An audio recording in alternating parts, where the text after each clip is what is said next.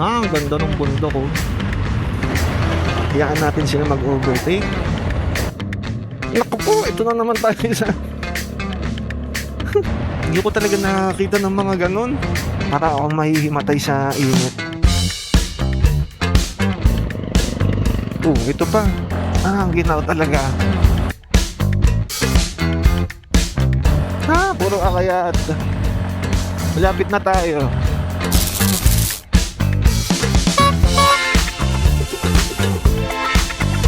So yan, hello sa inyo mga halapips. So ito, alam nyo na kung nasan tayo. May mga salbabida. So nasa Calamba tayo ngayon sa Laguna. At para sa ride na to ay papunta tayo sa Liliw yata yun. Parang sa Liliw, Laguna yun eh. Nakalimutan ko lang kung saan. Pero bandang Liliw yun. At maganda raw yung destination na yun. Bukas pala tong visor ko. Bali sa unang pagkakataon ngayong taon, meron ako mga makakasama para sa ride na to. Kasama ko ngayon yung mga kaopisina ko, andun sila banda sa likod. At ako yung nasa unahan namin ng grupo.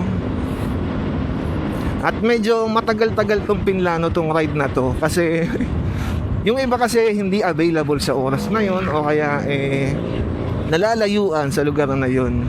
Kaya alam niyo ba yun, yung parang halos lahat na lang tuwing magpaplano kami, alam namin na isang joke lang yun, na parang drawing lang. Kahit nga mga Visayas pinlano na namin, mag Mindanao, G lahat, kasi alam naman namin na drawing lang yun.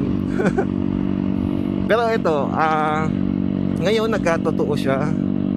At sa parang 7 yata kami ng mga nagpaplano noon. Sa aming 7 na yun na nagplano, ayan, 5 kaming natuloy. Kanya-kanya silang mga dahilan. Mga ayaw magsabi na hindi sila pwede or hindi nila gusto. Dahilan lang ang sinasabi nila. Palaging may lakad lang. Pero syempre okay lang yun kasi choice naman nila yun eh. Pwede naman talagang hindi sumama. Pero syempre mas maganda kung sasama sila sa ride. Medyo ngayon, parang makulimlim. Sana lang wag umulan. Okay lang yung ganyang makulimlim, wag lang uulan. Pero syempre mas maganda pa rin pag maaraw kasi iba yung dating kasi pag sumisikat yung araw. Naku, traffic ba to? Sana wag naman. Mahirapan kami kapag ganito kasi may kasama kaming naka big bike. Hindi siya makakasingit ng basta-basta. At syempre dahil ako yung nasa harap ng ride, ako yung medyo masusunod sa speed. Ako yung parang magdidikta kung anong speed natin. Kasi ganun talaga kapag ka sa ride, nilalagay sa harap yung mabagal. Hindi naman mabagal. Nilalagay sa harap ng ride yung magsiset ng speed. At syempre kailangan kung tignan sila, baka nawawala sila. Parang dagdag dagdag isipin habang nagda-ride kung nakakasunod ba sila or may naiiwan ba, may naliligaw. Mga wala silang intercom. Ako meron ako, pero ginagamit ko siya para sa map. Ang ganda ng daan pasigsag-sigsag. Mga lang naman siya, maliliit lang naman na sigsag, hindi naman siya mga sharp. Tapos ang ganda ng kalsada, kaya nakakatuwa. At syempre hindi traffic, kaya lalong mas nakakatuwa. Okay na okay. Naku po, traffic ba to? Sana hindi. Pasukan na rin kasi ng mga estudyante kasi anong oras na 7:06. Bali nagkita-kita kami sa Calamba, banda sa City Mall. Yan, kasi para doon na lahat maghihintayan. Ano ba to? Ambulansya ba yun? Parang hindi naman ambulansya yung dumaan. May wang-wang lang nakalagay si Ramil Hernandez. Medyo matraffic banda dito sa parte na to ng Los Baños. Ang tagal ng traffic light dito, mahigit 100. Tapos malas ka pa kapag natapatan ka ng yung ikaw nasaktuhan pumula. Nakakainis pagka ganon, di ba? Lalo sa buhos, kahit sa mga buhos ganun So buhos, di ba? Ang bilis-bilis nyo, lahat kayo sabay-sabay. Tapos biglang yung enforcer sa harap, bigla kang pinara. So hanggang doon na lang yung buhos. Hihintayin mo ulit yung chance ninyo. Pag ganun, naiinis ako. Nakakapikon pagka ganun eh. Gusto mong sabihin na ako na lang, isa na lang ako, padadaanin mo na lang, di pa pinalusot. Ang dami kasing ganun na sa Las Piñas, yung mga buhos-buhos na yan. Lalo na kapag rush hour, yan, ang daming buhos. Yan, lumuwag-luwag din yung daloy ng traffic. At medyo pumapasok na ulit yung malamig na hangin. Ang sarap sa ganito. Ang sarap sa feeling ng ganito. Mas masaya nga mag-ride kapag ganito yung mga January, February kasi yun yung mga malalamig yung hangin. Ang sarap nitong mga Cordillera. Lalo na babalitaan ko ngayon na nagyayelo daw doon sa Atok. Parang wala lang, naka-excite na pumunta kasi nga yun lang, parang feeling mo nasa ibang bansa ka kasi lamig-lamig ng panahon, nagyayelo. Gusto ko nga pumunta doon ngayon eh, kaso lang wala, busy pa sa trabaho. Uy, may arko pala yung bae. Parang ngayon ko lang napansin na yan, no? May arko pala sila. Nakailang daan na ako dito pero ayun, hindi ko napapansin yung arko nila. Siguro kasi kapag nadaan ako dito medyo matraffic, kaya ang focus ko na sa traffic lang. Kaya siguro ganun yun nangyayari. So eto na yung malapad-lapad na kalsada na nakikita ko dati. Unang daan ko nga dito medyo nakakatakot kasi parang ang tingin ko ang lapad ng kalsada. Pero ngayon ito medyo nasanay na ako dito. Parang normal na lang siya sa akin kasi dati talaga weird na weird ako dito kasi ang dami pang truck, ang daming bus na nadaan, kaya medyo natatakot ako. Hindi ko lang kung nakasunod yung isa kong kasama eh. Okay, nakasunod naman siya. Niintindi ko kasi baka mamaya mahirapan siya. Hindi siya kasi sanay sa yung mga ganitong ride. Parang nagmo-motor siya sa office lang tapos sa village yun. Kaya yan, consider din natin yung experience ng kasama natin sa ride. Kung magmamabilis tayo. Yun lang, ito naman malas. Ano ba to?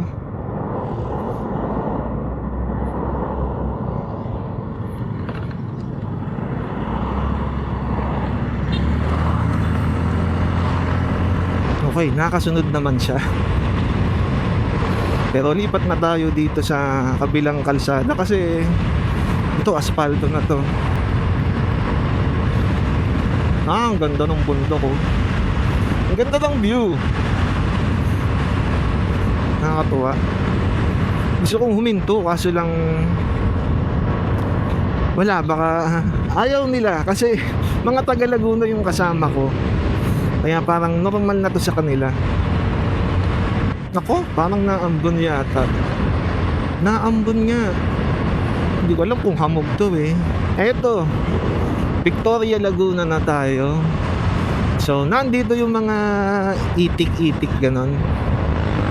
Madami sila ditong mga product na galing sa itik or gawa sa itik.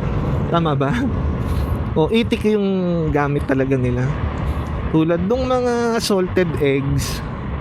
Tapos meron pa sila ditong mga kinulob na itik. Ito, itik park ko. Yan yung itik park nila.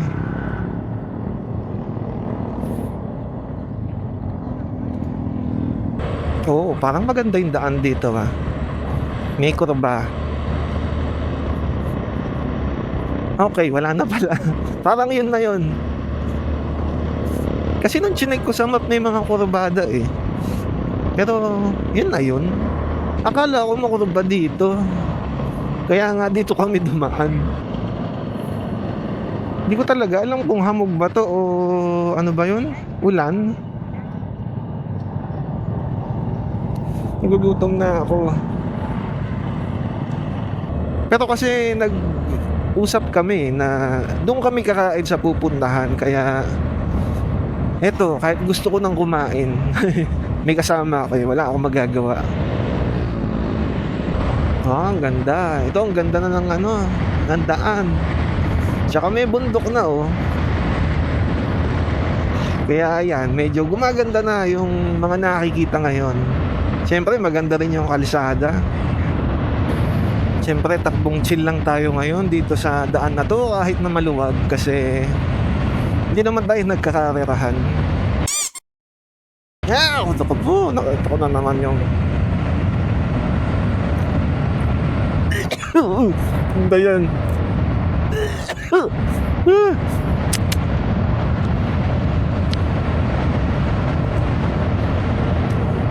Nako, okay na. Hindi ko talaga nakakita ng mga ganun. Hindi ko talaga kaya. Pero parang ngayon na lang ulit ako nakakita ng ganun ng nasagasaan na hayop. Ayan, maaraw na. Yun lang, iinit na to mamaya. Pero okay lang yan. Hindi naman, alam mo yon, hindi naman summer ngayon Pag summer talagang napakahirap. Talagang kahit saglit ka lang magmotor, napakainit talaga. Ang bilis maka-dehydrate. Parang ngayon lang ako napadaan dito Lamig talaga ng hangin. Ang sarap mag-ride kapag ganito kalamig yung hangin. Talagang hindi ka mapapagod sa biyahe.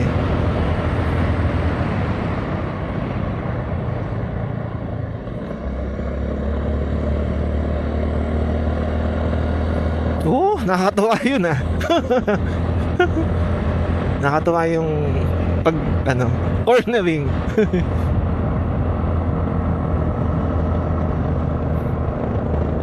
Hindi ko alam talaga kung nakadaan na ako dito o hindi. Parang feeling ko nakadaan na pala ako dito.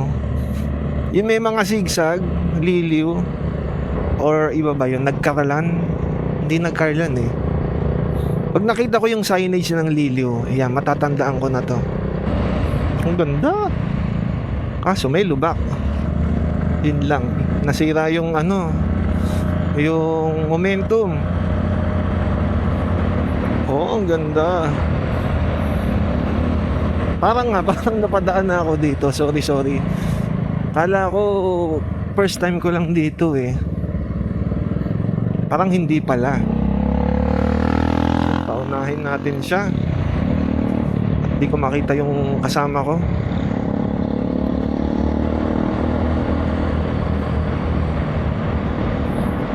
Medyo nahihirapan lang ako sa ngayon sa mga pag-cornering kasi parang medyo nadadala pa rin ako sa nangyari doon sa Cordillera kasi yung mga pagkakataon na may kurbada tapos biglang may buhangin kaya medyo natotrauma ako ngayon hanggang sa ngayon sa mga bangkingan na yan.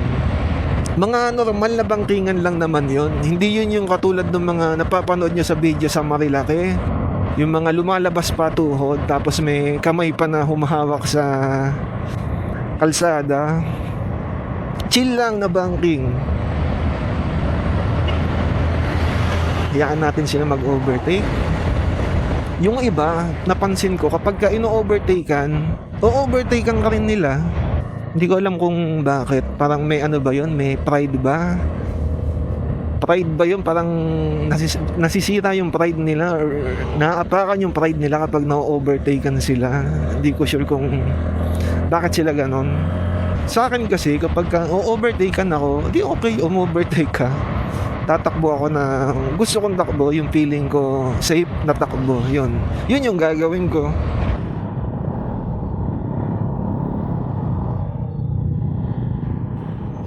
Hindi ko alam kung nasan na tayo.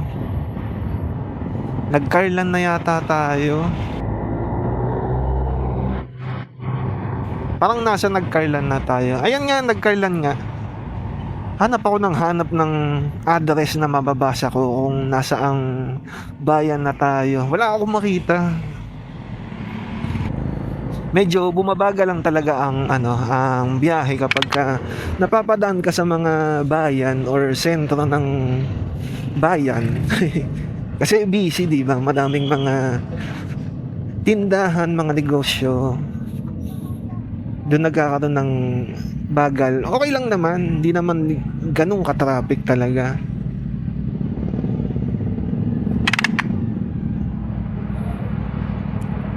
Ito, one way yata ito ah.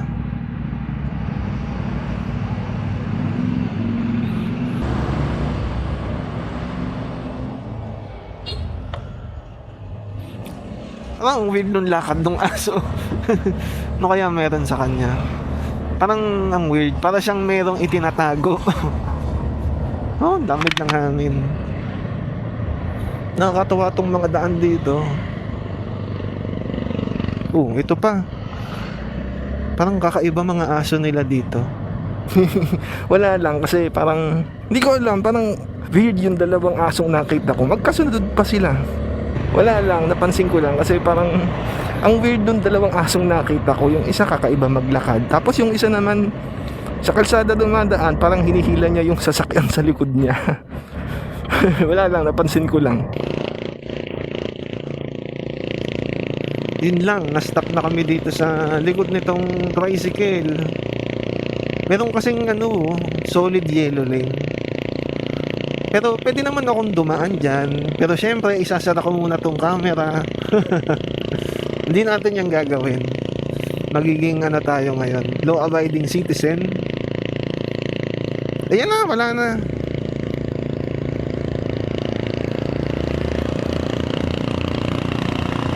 O diba, nakalagpas tayo dun sa tricycle nang hindi natin ginagamitan ng magic. Kadalasan kasi nagmamagic ako kapag yung mga truck. Ito, liliw.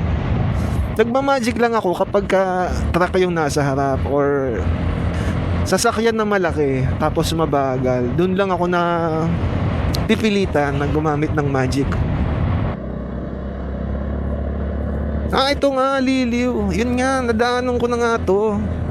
So, alam ko na pala to. Dito ba? Sana tama to. Naku po, ito na naman tayo sa ito na naman yung daanan na ganito. Napadaan na ako dito eh. Ito hanggang simbahan ulit. Dito na naman tayo sa mga bloke na kalsada. Kaya ito medyo umiinit na yung panahon ngayon kasi lumalapit na tayo sa simbahan. Oh, ayan, napakainit na ngayon. Para akong mahihimatay sa init. Kayo din ba ganun kapag malapit sa simbahan o kaya nasa loob ng simbahan naiinitan? Parang iba na yun ha. Ayan, di ba ramdam mo na agad yung ginhawa. Medyo lumalamig na ulit. Ang gulo ng instruction ni Google Map. Ito ba yun? Naku po, lumagpas. Mali, lumagpas tayo. U-turn na lang.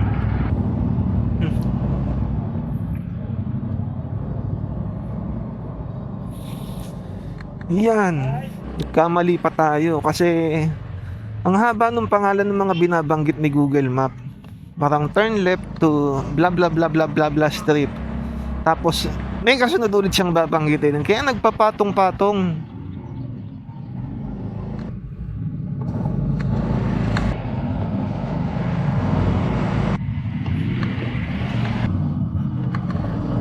Daming hams dito.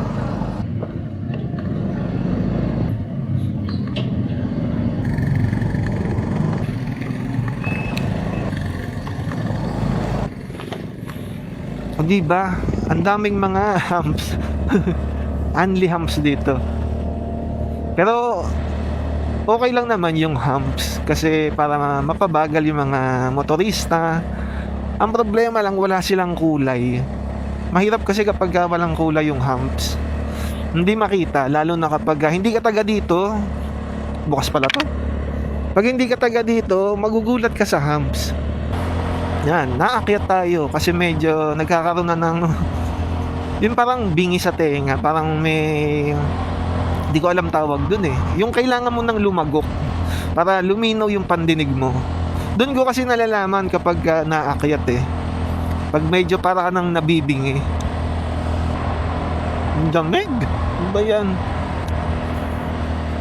Kahit naka-jacket ka, malamig. Pero malamang mamayang tanghali to. Napakainit na. Ha? Turn right. Saan ako kakanan dito? Ito. Ituloy ko lang yung kalsada. Ito si Google Map. Kagulo-gulo. Medyo parang ano na dito medyo liblib na parang hindi naman. Kasi ang dami pa rin mga batong bahay Yan, malapit na tayo. Nakita ko na yung pangalan. Lapit-lapit na tayo. 1 kilometro na lang yata. Or wala pa. Ang lamig. Nakakatuwa. Ang lamig. Yung tipong pag nabasa ka mangingisay ka talaga. Parang feeling ko nasa nasa Baguio. Yung lamig niya pang Baguio. Yung nakakapanginig. Ang sarap ng gantong panahon. Ganto yung gustong-gusto kong klima. Yung medyo parang medyo mag-gloomy. Tapos malamig. Tapos wala masyadong tao. Alam mo yun, yung ayaw mo nang may ibang taong nakikita. Parang yung pang introvert yun, ganon. Puro akayat. Malapit na tayo. Ang ginaw talaga. Ang lamig. Asan ang parking?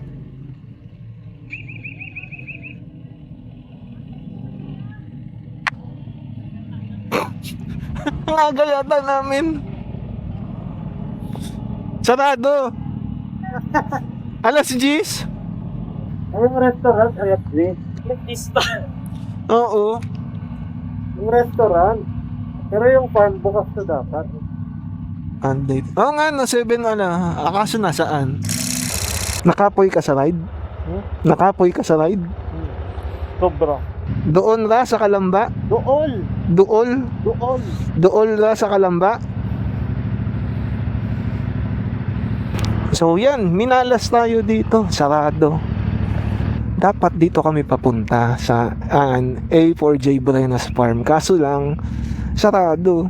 Gutom na rin kami. At nabasa namin alas 10 pa magbubukas yung restaurant nila. Pero yung pasyalan, alas 7 bukas na. Kaso lang, anong oras na? 8:47. Mga 15 minutes na rin kami na nandito. Ayun, sarado pa rin yung farm, yung pasyalan. Kaya ito, meron kaming nadaanan dito kanina. At try namin na doon kami pumunta. Lamig. Buti nga huminto na yung ulan Hindi naman siya ulan talaga. Para siyang ambon na parang shower. Ganda ng paligid. Kahit na medyo na kami. Mission failed. Pero maganda yung paligid. Maganda yung lugar. Malamig. Sarado.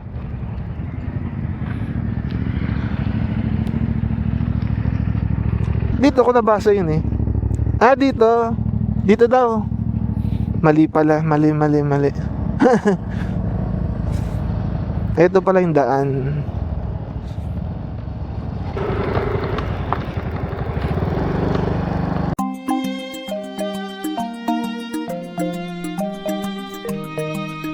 Medyo nakakapagod yung paglakad dito. Tapos dagdag challenge pa yung basang kalsada.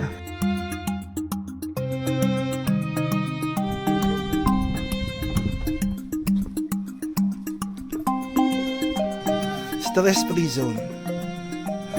Pero medyo na-stress ako sa dulas ng kalsada.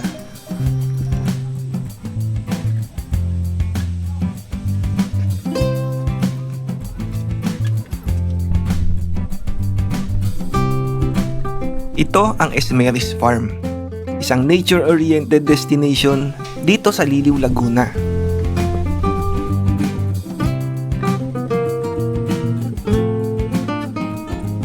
Pwede kang pumunta dito para mag-relax, mag-overnight, o mag-camping.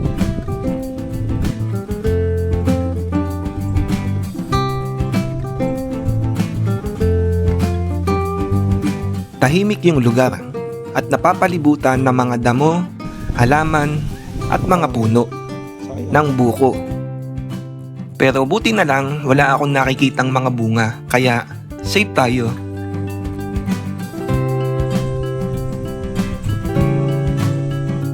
Maraming duyan dito sa loob. Pero yung nagustuhan ko talaga, yung duyan na nasa bangin. Kasi may magandang tanawin. May mga tindahan din dito sa loob, kung saan makakabili ng mga pagkain at ng mga inumin. Dahil hindi pa kami nag-aalmusal, ay dito na rin kami kakain.